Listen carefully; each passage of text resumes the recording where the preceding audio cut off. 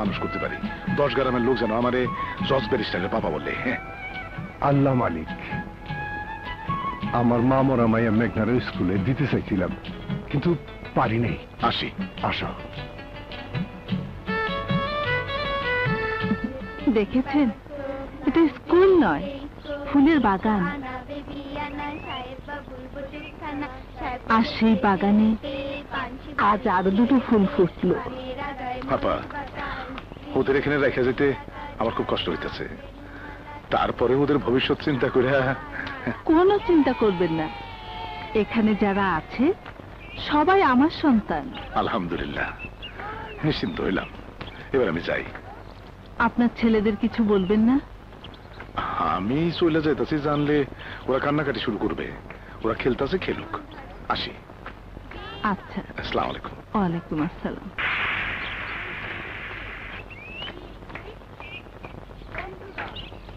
আমার জমিতে তুই টমেটো চাষ করিস না? আমি জমি বেশি নাই। কাসিম ভাই, কি হয়েছে দারোগা সাহেব? তুই কি এসপি, ডিসি, না মন্ত্রী, মিনিস্টার, নাকি হুজুর কেবলা? কোনটা তুই? আরে এই বেটা খানের কাছে জমি বিক্রি করে টাকা নিছে, আর এখন অস্বীকার করতেছে। এই দেখ দেখ, এই দেখ টিপসই। বিশ্বাস করে পড়ি, আমি জমি বেশি নাই।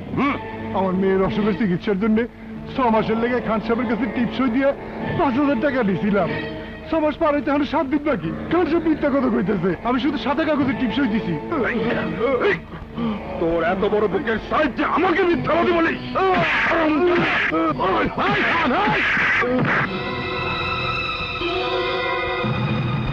আমার ভয়ে এই এলাকার সবাই থর থর করে কাঁপে।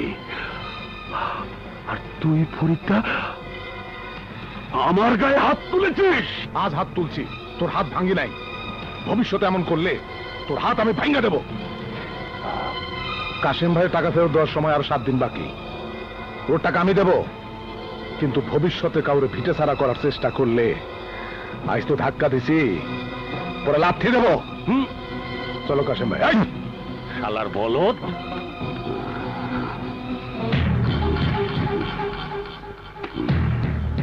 বলদের শিং গজাইছে, যে কোনো সময় গুতা মারতে পারে।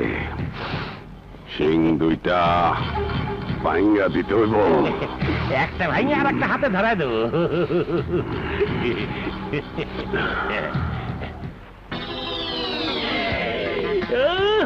টাকা টাকা রে টাকা,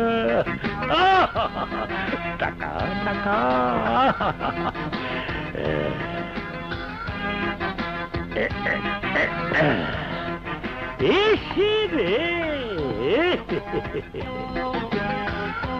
টাকার বিছানায় শুতে কি আরাম, কি শান্তি, কিসের মক্কলের গদি। আয় মা, এখন থেকেই টাকার বিছানায় শোয়া শেখ। যা শিখবা বাল্যকালেই শিখতে হয়। অসৎ উপার্জনের বিছানায় শুয়ে তুমি তোমার হারামের শরীরটাকে আরাম দাও, কিন্তু আমি আমার মেয়েকে তোমার মতো হতে দেব না। কাল্লা মাথারি, আর একটা কথা যদি কোস তাহলে থাপ্পড় মেরে তোর গালের বাঙ্গি ফাটায় দেব। শুধু মেয়েটার জন্য এখনো এই পাপের রাজ্যে পড়ে আছি, নইলে কবে ঝাঁটা মেরে চলে যেতাম। আবারও বলছি, একটু ভালো হও। তুমি নাসির খান কৌশলে টিপসই নিয়া গ্রামের সহজ সরল মানুষগুলারে নিঃস্ব করতেছে। কিন্তু এখন থেকে নাসির খানের সমস্ত অন্যায়ের বিরুদ্ধে সবাইকে রুখে দাঁড়াতে হবে। হ্যাঁ, খান যাদের জমি অবৈধভাবে দখল করে রাখছে সেই সব জমিতে কাল থেকে আমি লাঙ্গল চালাবো। আপনারা কি আমার সঙ্গে আছেন? হ্যাঁ হ্যাঁ, আমরা সবাই আছি। থাকবে না, থাকবে না। ফরিদের সাথে কেউ থাক।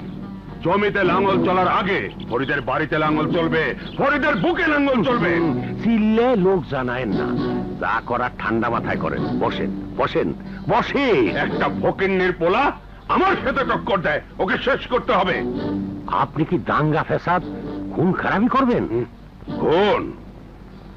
আমার মান সম্মান রক্ষা করতে শুধু ফরিদকে নয়, যে বিরোধিতা করবে তাকেই খবর দেব। তাহলে আমি সামাল দেবো কেন ভাই? এমনি এটা দিয়ে তুলা কিনবি, আর এই টাকা দিয়ে কুলুর বলদের চশমা কিনবি। কেন? আমি যা কিছুই করি না কেন, তুই কানে শুনবি না, চোখেও দেখবি না, ঠিক আছে?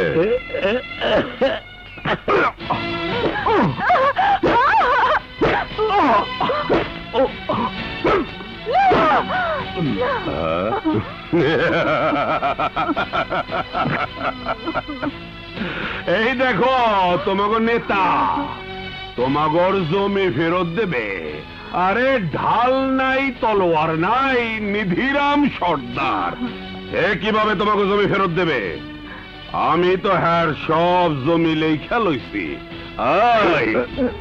দুই চোখ ভৈরা দেখো কি তার পরিণতি। আমার বিরুদ্ধে যে প্রতিবাদ করবে তাকে এভাবেই মরতে হবে। যাই, পুলিশ ছাড়া কেউ বাঁচাইতে পারবো না। দোহাই আপনার, আপনার দুটি পায়ে পড়ি, ওকে মারবেন না, ওকে মারবেন না। তাহলে তোমাকে আদর করি।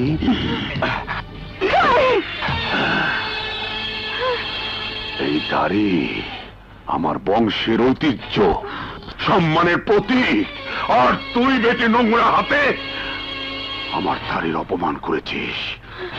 কিন্তু আমি তোকে সম্মান দেব। যা গ্রামবাসী দেখবে আনন্দ পাবে। শোন, और चूल काइटा डिस्को डांसर बना दे।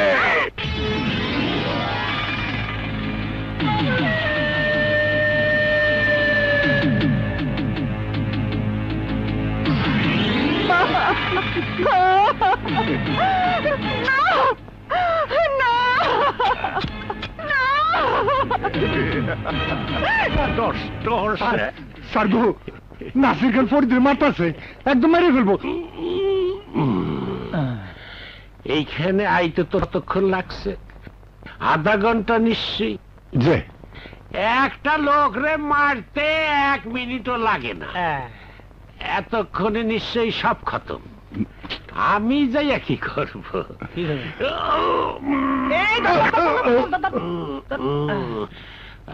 আমার শরীরটা ম্যাজ ম্যাজ করতেছে। বসেন স্যার। একটু বয়। টিপে দে। টিপ টিপ। নাচবি ততক্ষণ তোর স্বামীকে লাঠির বাড়ি দেবো না।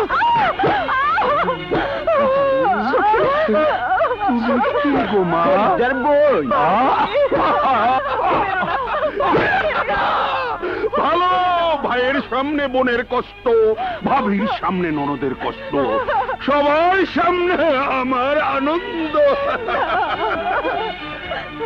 ওই তুই না নাচলে ওর উপর কি চলবে তো বুঝতেই পারিস। নাচো নাচো।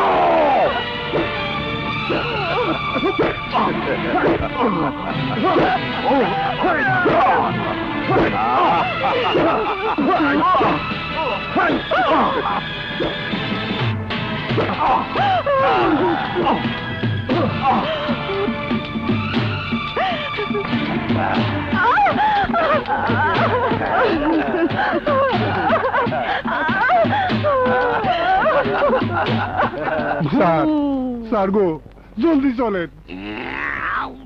কি ভাবতেছেন স্যার? ভাবতেছি কি করা যায়। নে জুতাটা মোস। মোস মোস।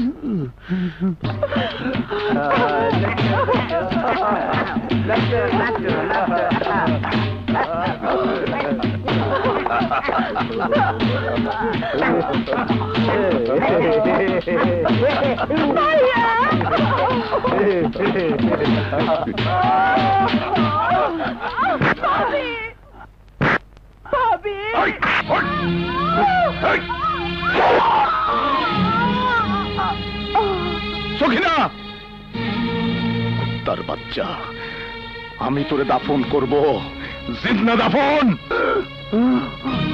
ওই ওই বাচ্চা থাকলে তো আমারে দাফন করব। ওই তারা ঘরে দাফন করে ব্যবস্থা কর।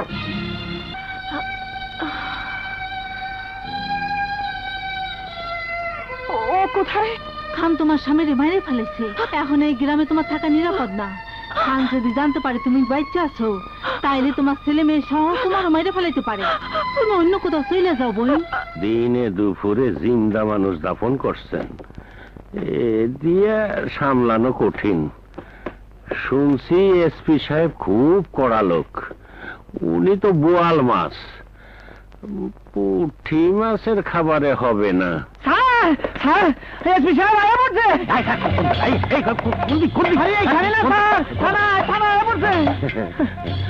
আল্লাহ জানে কপালে কি আছে। আয় আয় এদিকে এদিকে এদিকে। কন কন, এত ঢং করিস না, টাকা চাইলেই পাবি, লাগলে আরো দেয়া যাবে। বোয়াল মাছ খিদায় হা কইরা আছে, টাকা পেলে টুপ করে গিলে ফেলবে। যা খিদা মিটা যা। আমার কই যা? আরো রেডি দেখেন, আরো এই হালদার বাচ্চা। আসেন স্যার, বুঝলেন স্যার, এই যে উঁচা নিচা জায়গাটা, হ্যাঁ আসেন, আমি যাচ্ছি। আসেন আসেন। কি হয়েছে, কি হয়েছে রে ভাই? আজ তো টুপি পরে গেল, কত দূর। পাইছি, খান্দে বাঁচানোর পয়েন্ট পাইছি। এই খাড়া খাড়া খাড়া খাড়া। যে স্যার, কি কাজ করিস? হাল চাষ করি। বাড়ি কই? ওই নিয়ামতপুর। ও বুঝছি, দিনের বেলায় চাষার বেশ আর রাইতের বেলায় ডাকাতি কেস। ডাকাতি কেস? এসব কি কই দাছেন স্যার? আমি তো কিছুই বুঝতে পারতাছি না। কিছুই বুঝতেছে যে না, কিছুই না। যে না। চুপ! থানায় গেলেই বুঝবে হ্যাঁ। ফরিদ যে তোরাই খুন করছিস। কি হয়েছে স্যার? চল তবে ওরে বাবা রে, ওরে এদিকে অরিজিনাল ডাকাতে। অরিজিনাল ডাকাত।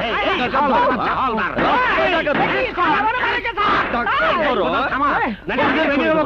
হাতটি ভেঙে দেবো। এই, এই,